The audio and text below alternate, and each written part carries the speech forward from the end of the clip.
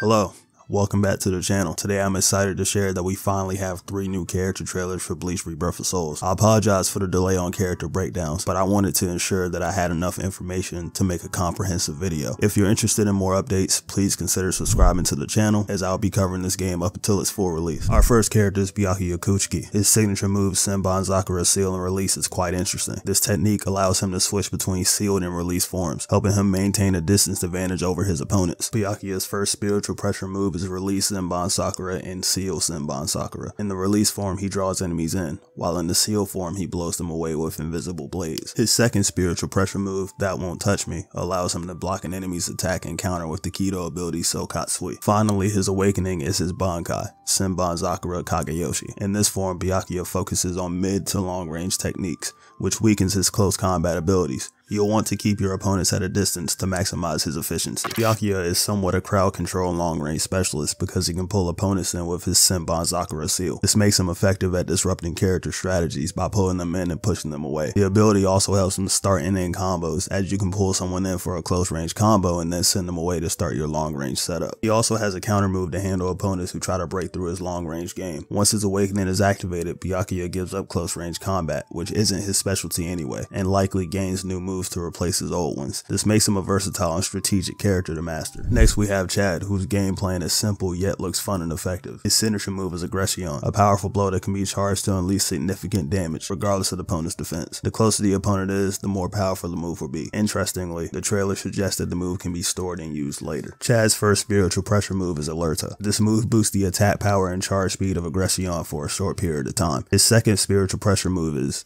I'm not going to pronounce that. He releases an uppercut that can catch opponents' attacks and dramatically increase his power. The trailer didn't exactly show how this works, but it seems to be an armor move that can take a hit and then counter with increased power. Chad's awakening is I can't do that one either. The awakening allows him to fight with both arms, enhancing his battle capabilities. I suspect this will either change or extend his usual melee combos, or just provide better setup for his spiritual pressure moves. Chad's game plan clearly revolves around hitting Aggression. Using Alerta whenever possible is key, as it increases the charge speed and power of Aggression. His second spiritual pressure move can be used to set up for Aggression, as the stagger may provide enough time to land the charge attack. Since Aggression is more powerful up close and the Alerta buff stacks with it, staying close to your opponent is crucial. His awakening likely extends his combos, making it easier to deal significant damage along with his spiritual pressure moves. This makes Chad a straightforward yet powerful character to play. Finally, we have Yoruichi, who is probably the most challenging character of the 3. Her signature move, Ankin Flashbreaker, serves both offensive and counter purposes depending on the input. Her normal input fires Ankin forward, while holding the input makes her spin and parry an attack. Yoruichi's first spiritual pressure move is Bako, a long distance rushing attack that's effective for counters and closing gaps. When successfully executed, Bako triggers a follow-up attack using Hakuda and Kido. Her second spiritual pressure move is a Boro Neko. In this move, Yoruichi takes a lower stance and creates after images. If she's attacked during this stance, she swiftly counters with a barrage of strikes. Yoruichi's awakening is Shunko, which dramatically increases her speed and damage, allowing her to swiftly corner and defeat her opponent. Yoruichi's game plan is quite challenging because she is a close combat specialist who relies heavily on counters. While you can use her melee combos to get you through the game, she truly excels with a player who has good reaction time and a basic understanding of the game mechanics. Her moveset and awakening emphasize counters, proper placement for whiff punishing, and maintaining a clear head. Button mashing won't get you very far with her. To play Yoruichi effectively, focus on mastering her counter moves and positioning. Use Ankin Flashbreaker and a Boro Neko to turn your opponent's attacks against them, and capitalize on the boost from her awakening to maintain pressure. Today's bonus character is Kisuke Urahara, who decided to drop right in the middle of me editing this video. Kisuke could be a devastating close range specialist,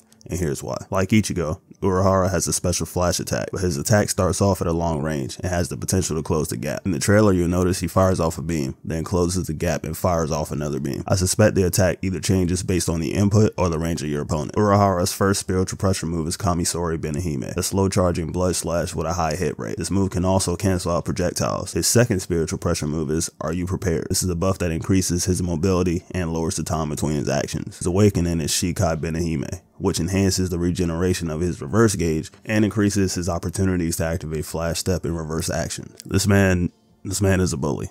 He has a special flash step that can be used as a gap closer and a disruptor at long range. He has a high hitting long range blood slash that can cancel out other projectiles. His buff increases his mobility and his action speed, and his awakening further enhances his ability to control fights by filling his reverse gauge faster and gives him more opportunities for flash step and reverse actions. To play Urahara effectively, you'll need to take advantage of its entire kit. Keep Are You Prepared active at all times, as it will increase your hit rate for Kamisori Benihime. When fighting long range characters, bait out their long range moves and close the gap with your special flash step. For other matchups, Kamisori Benihime can serve as a powerful combo ender, and when in awakening, make sure to utilize your flash steps and reverse actions to maintain pressure and control. Thanks for watching today's video. The 4 characters we covered today each have unique abilities and playstyles, which makes me even more hopeful for the full release of the game. If you have a favorite character so far, or a character you're excited to see, please let me know in the comments, as I enjoy reading your thoughts and feedback. If you enjoyed today's video, please give it a like and consider subscribing, as I will be covering this game up to full release. Thank you again for your support, and I'll see you next video.